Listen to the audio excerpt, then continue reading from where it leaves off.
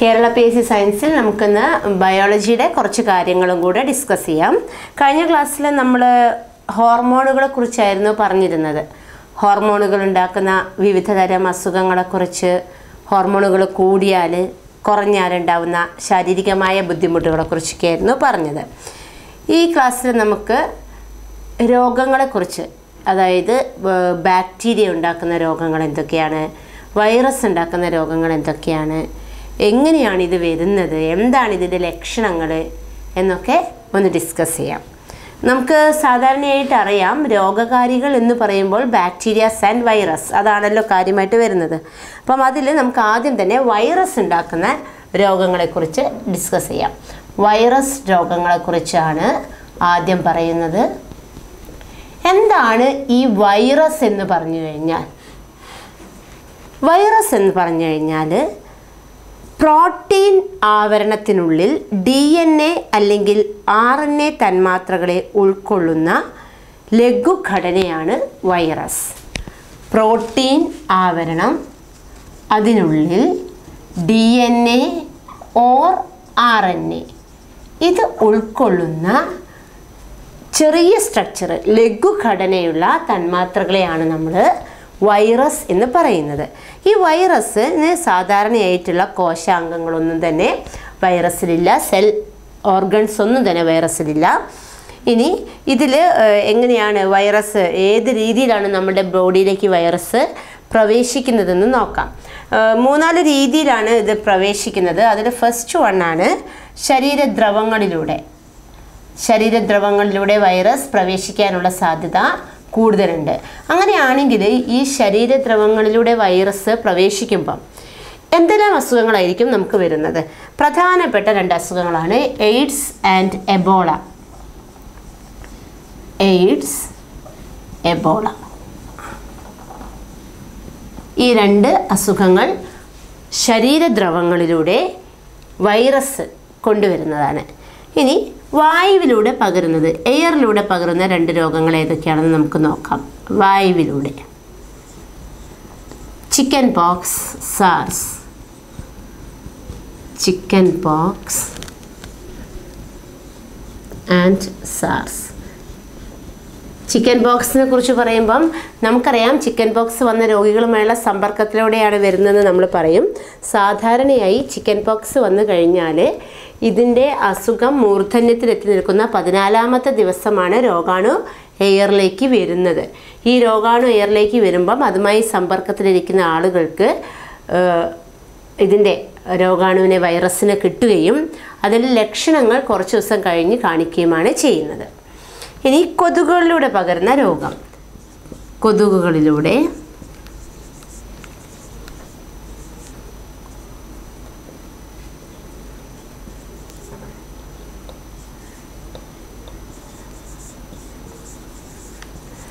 Chicken ഗുനിയ and ഡെങ്കിപ്പനി.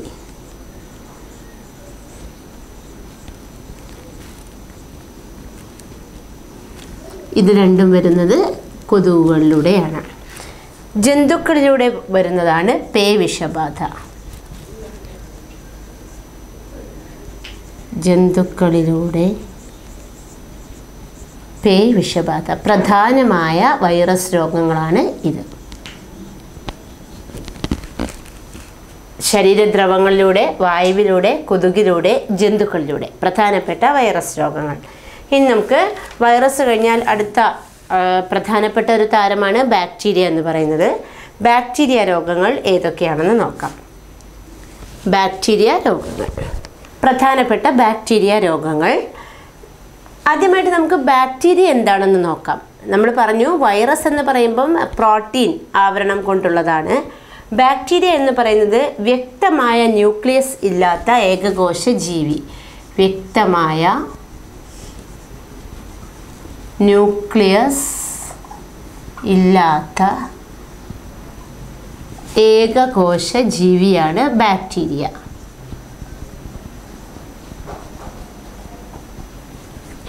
ഈ bacteria കൊണ്ടുണ്ടാകുന്ന പ്രധാനപ്പെട്ട രോഗങ്ങൾ: മലിനജലത്തിലൂടെ ബാക്ടീരിയ മൂലം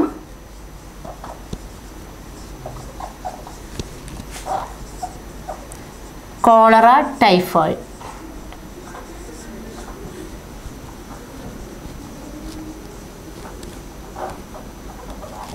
അടുത്തതായി മുറിവുകളിലൂടെ ടെറ്റനസ്.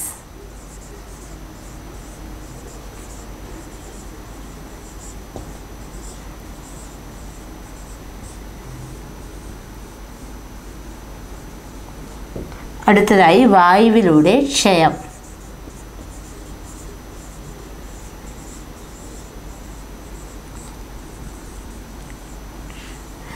ജന്തുക്കളുമായുള്ള സമ്പർക്കം മൂലം ആന്ത്രാക്സ്.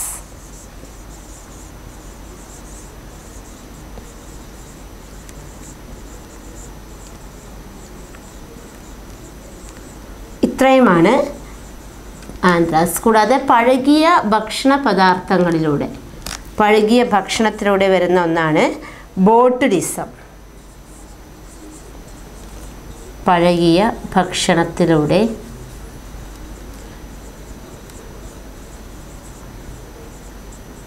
ബോട്ടുലിസം.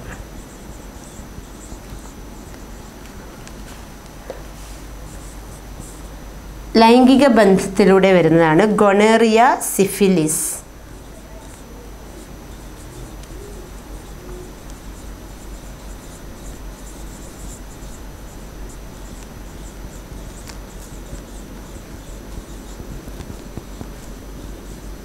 ഇത്രയുമാണ് പ്രധാനപ്പെട്ട ബാക്ടീരിയ രോഗങ്ങൾ. മലിനജലത്തിലൂടെ കോളറ, ടൈഫോയിഡ്, അതൊക്കെ നമുക്ക് പരിചയമുള്ള അസുഖങ്ങൾ തന്നെയാണ്. ടെറ്റനസ്, ക്ഷയം, അന്ത്രാക്സ്, ബോട്ടുലിസം, സിഫിലിസ്. ഭക്ഷണ സാധനങ്ങൾ ഒരുപാട് പഴകുന്നതിലൂടെ അതിൽ ബാക്ടീരിയയുടെ പ്രവർത്തനം കൂടുകയും അതിനനുസൃതമായി അസുഖത്തിന് രോഗകാരികൾ അതിൽ വരികയും അത് കഴിക്കുന്ന നമുക്ക് സ്വാഭാവികമായും അസുഖങ്ങൾ വരികയും ചെയ്യുന്നു. ഇതിൽ ഏറ്റവും പ്രധാനപ്പെട്ട വായുവിലൂടെ പകരുന്ന രോഗമായ ക്ഷയം ബാധിക്കുന്നത് ശ്വാസകോശങ്ങളെയാണ്. ഈ മൈക്കോബാക്ടീരിയം ട്യൂബർകുലോസിസ് എന്നാണ് ക്ഷയരോഗത്തിന് കാരണമായ ബാക്ടീരിയയുടെ പേര്. ക്ഷയരോഗത്തിൻ്റെ കാരണമായ ബാക്ടീരിയ മൈക്കോബാക്ടീരിയം ട്യൂബർകുലോസിസ്. മൈക്കോബാക്ടീരിയം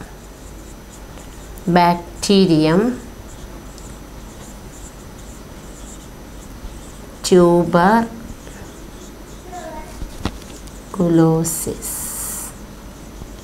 എന്നാണ് ക്ഷയരോഗത്തിന് കാരണമായ ബാക്ടീരിയയുടെ പേര്. ഈ ക്ഷയരോഗത്തിന് പ്രതിരോധമായി നമ്മളെടുക്കുന്ന ഇഞ്ചക്ഷനാണ് BCG എന്ന് പറയുന്നത്. BCG, preventive vaccine. അപ്പം ബാക്ടീരിയ രോഗങ്ങൾ ഏതൊക്കെയാണെന്ന് നമ്മൾ പറഞ്ഞു. അതിൽ തന്നെ ക്ഷയരോഗത്തിന് കാരണമായ ബാക്ടീരിയയുടെ പ്രത്യേക പേരാണിത്. ക്ഷയരോഗത്തിന് എതിരെയുള്ള വാക്സിൻ BCG ആണ്. അടുത്തതായി നമുക്ക് ഫംഗസ് രോഗത്തെക്കുറിച്ച് നോക്കാം. ഫംഗസ് രോഗങ്ങൾ. പൂപ്പലാണ് ഉദ്ദേശിക്കുന്നത്. ഫംഗസ് എന്ന് പറയുമ്പോൾ നമുക്കറിയാം ബ്രെഡിലൊക്കെ നമ്മൾ കാണാറുണ്ട് ഫംഗസ് രോഗങ്ങൾ. വിവിധയിനം പൂപ്പലുകളാണ് ഫംഗസിലൂടെ ഉദ്ദേശിക്കുന്നത്. പ്രധാനമായി വരുന്ന ഫംഗസ് രോഗങ്ങളാണ് നമ്മുടെ വട്ടച്ചൊറി. വട്ടച്ചൊറി എന്ന് പറയുമ്പോൾ നമുക്കറിയാം വട്ട നിറത്തിൽ ഇങ്ങനെ ചൊറിഞ്ഞ് തിണർത്ത് വരിക. അതേപോലെ തന്നെ മറ്റൊരു ഫംഗസ് രോഗമാണ് അത്ലറ്റ്സ് ഫുട്ട്. അത്ലറ്റ്സ് ഫുട്ട് എന്ന് പറഞ്ഞു കഴിഞ്ഞാൽ കാൽ വിരലുകൾക്കും പാദങ്ങൾക്കും ഇടയിലായിട്ട് നല്ലോണം ചൊറിഞ്ഞ് തിണർത്ത് വരുന്നത്. അതിനെയാണ് നമ്മൾ അത്ലറ്റ്സ് ഫുട്ട് എന്ന് പറയുന്നത്. ഫംഗസ് രോഗങ്ങൾ പ്രധാനമായും ഇവ രണ്ടുമാണ്. അതേപോലെ പ്രോട്ടോസോവ രോഗങ്ങളുണ്ട്. പ്രോട്ടോസോവ രോഗങ്ങൾ.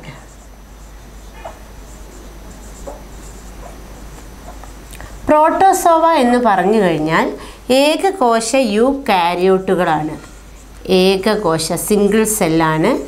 ഏകകോശ യൂകാരിയോട്ടുകളാണ് പ്രോട്ടോസോവ.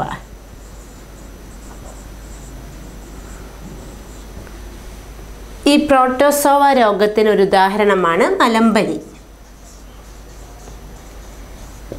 മലമ്പനിക്ക് കാരണം പ്ലാസ്മോഡിയം എന്ന പ്രോട്ടോസോവ. പ്ലാസ്മോഡിയം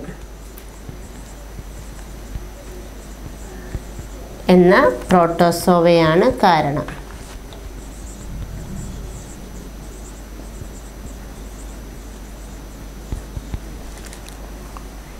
അമിതമായ വിറയലോട് കൂടിയ പനി, അതേപോലെ തന്നെ അമിതമായ വിയർപ്പ് ഇവയൊക്കെയാണ് മലമ്പനിയുടെ ലക്ഷണങ്ങൾ.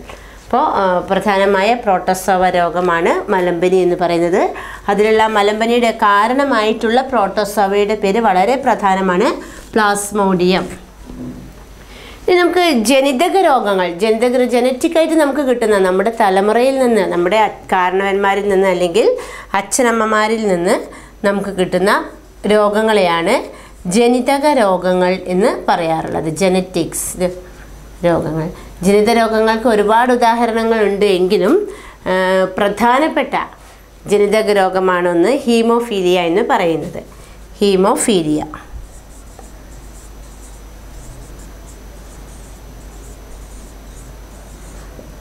ഹീമോഫീലിയ എന്ന് പറഞ്ഞു കഴിഞ്ഞാൽ ബ്ലഡ് ക്ലോട്ട് ആവാത്ത അവസ്ഥയാണ്. അതായത് രക്തം കട്ടുപിടിക്കാത്ത അവസ്ഥ. നമുക്കിപ്പോൾ ഒരു മുറിവ് ഉണ്ടാവുകയാണെങ്കിൽ രക്തനഷ്ടം സംഭവിച്ചുകൊണ്ടേയിരിക്കും, രക്തം ഒഴുകിക്കൊണ്ടേയിരിക്കുന്നു. അങ്ങനെയുള്ള അവസ്ഥയാണ് നമ്മൾ ഹീമോഫീലിയ എന്ന് പറയുന്നത്. പ്ലാസ്മയിലെ ചില പ്രോട്ടീനുകളാണ് നമുക്ക് ഈ രക്തം കട്ടുപിടിക്കാൻ സഹായിക്കുന്നത്. നമ്മൾക്കൊരു മുറിവൊക്കെ ഉണ്ടായി കഴിഞ്ഞാൽ ആ ബ്ലഡ് ക്ലോട്ട് ആവാൻ ഹെൽപ്പ് ചെയ്യുന്നത് പ്ലാസ്മയിലെ പ്രോട്ടീൻസാണ്. അങ്ങനെയുള്ള ഈ പ്രോട്ടീൻസിൻ്റെ ഉൽപ്പാദനം, നമ്മളുടെ ബോഡിയിൽ ഈ പ്രോട്ടീൻസിൻ്റെ പ്രൊഡക്ഷനെ കൺട്രോൾ ചെയ്യുന്ന സെല്ലുകൾക്ക്, ഈ സെല്ലുകളിലെ ജീനുകൾക്ക് തകരാറ് വരികയും അതുകൊണ്ട് തന്നെ ഇവ പ്രൊഡക്റ്റ് ചെയ്യാൻ പറ്റാത്ത, ഈ പ്രോട്ടീൻസ് ഇല്ലാത്ത അവസ്ഥ വരികയും ചെയ്യും. ഈ പ്രോട്ടീൻസ് ഇല്ലാത്തൊരവസ്ഥയിൽ സ്വാഭാവികമായിട്ടും എന്ത് സംഭവിക്കുന്നു? ഒരു മുറിവ് പറ്റിക്കഴിഞ്ഞാൽ പിന്നെ അത് ബ്ലഡ് ഇങ്ങനെ ഒഴുകിക്കൊണ്ടേയിരിക്കുന്നുണ്ട്. പിന്നെ ബ്ലഡ് ക്ലോട്ട് ആവണമെങ്കിൽ നമ്മൾ അതിൻ്റെ മരുന്ന് വേറെ കുടിക്കണം. അപ്പം നമ്മൾ ഈ ഹാർട്ട് പേഷ്യൻസിനൊക്കെ കഴിക്കുന്ന മരുന്നിൽ ഈ ഹീമോഫീലിയയുടെ, അതായത് ബ്ലഡ് ക്ലോട്ട് ആവാതിരിക്കാനുള്ള മരുന്ന് കൊടുക്കുന്നുണ്ട്. അവരെ സംബന്ധിച്ചിട്ട് നമ്മുടെ ഈ ഹാർട്ടിൻ്റെ ഞരമ്പുകളിലൊക്കെ ബ്ലഡ് ക്ലോട്ട് ആവുന്ന പക്ഷം ബ്ലോക്ക് വരാൻ സാധ്യതയുള്ളത് കൊണ്ട് ഈ ബ്ലഡ് ക്ലോട്ട് ആവാതിരിക്കാനുള്ള മരുന്ന് കൊടുക്കും.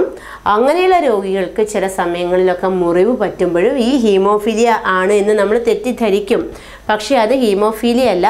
ആ രോഗികൾ ഓൾറെഡി ബ്ലഡ് ക്ലോട്ട് ആവാതിരിക്കാനുള്ള മരുന്ന് കഴിക്കുന്നുണ്ട്. അതുകൊണ്ടാണ് ബ്ലഡ് അങ്ങനെ പോയിക്കൊണ്ടേയിരിക്കുന്നത്. അപ്പോൾ അവർ വീണ്ടും ആ മരുന്ന് കുടിക്കുകയാണെങ്കിൽ തീർച്ചയായിട്ടും അവർക്ക് ബ്ലഡ് ക്ലോട്ട് ആവും. ഇങ്ങനെയുള്ള രോഗികൾക്ക് സർജറി ഒക്കെ ചെയ്യുകയാണെങ്കിൽ, ഓപ്പറേഷൻസ് ഒക്കെ ചെയ്യുമ്പം ആദ്യം തന്നെ എന്ത് ചെയ്യുമെന്ന് വെച്ച് കഴിഞ്ഞാൽ ബ്ലഡ് ക്ലോട്ട് ആവാനുള്ള മരുന്ന് കൊടുക്കും. അതിനുശേഷം മാത്രമേ ഓപ്പറേഷൻ ചെയ്യുള്ളൂ. അതേസമയം അവർ കഴിച്ചുകൊണ്ടിരുന്ന ആ മെഡിസിൻ, ക്ലോട്ട് ആവാതിരിക്കാനുള്ള മെഡിസിൻ 5 days നിർത്തലാക്കുകയും വേണം. അപ്പോൾ ഹീമോഫീലിയ, വേൾഡ് ഹീമോഫീലിയ ഡേ ഉണ്ട്. April 17 ആണ് വേൾഡ് ഹീമോഫീലിയ ഡേ. April 17. അപ്പോൾ നമ്മൾ പ്രധാനപ്പെട്ട ഫംഗസ് രോഗങ്ങൾ വട്ടച്ചൊറിയും അത്ലറ്റ്സ് ഫൂട്ടും ആണെന്ന് പറഞ്ഞു.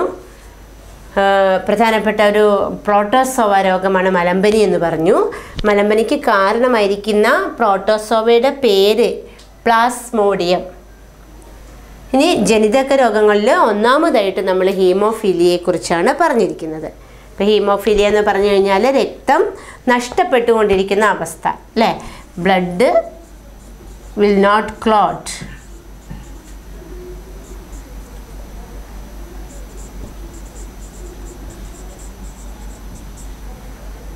രക്തം കട്ടപിടിക്കാത്ത അവസ്ഥയാണ് ഹീമോഫീലിയ എന്ന് പറയുന്നത്. രണ്ടാമതായുള്ള ഒരു ജനിതക രോഗമാണ് sickle cell anaemia. Sickle cell anaemia. ഇതിനെ നമ്മൾ അരിവാൾ രോഗം എന്നാണ് പറയുന്നത്. എന്താണ് ഈ അരിവാൾ രോഗം എന്ന് നോക്കാം. അരിവാൾ രോഗം.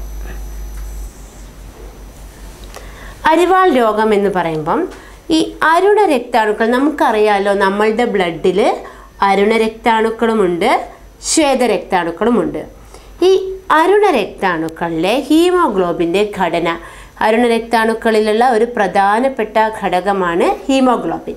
ഈ ഹീമോഗ്ലോബിൻ്റെ ഘടനയിൽ മാറ്റം വരുന്നു.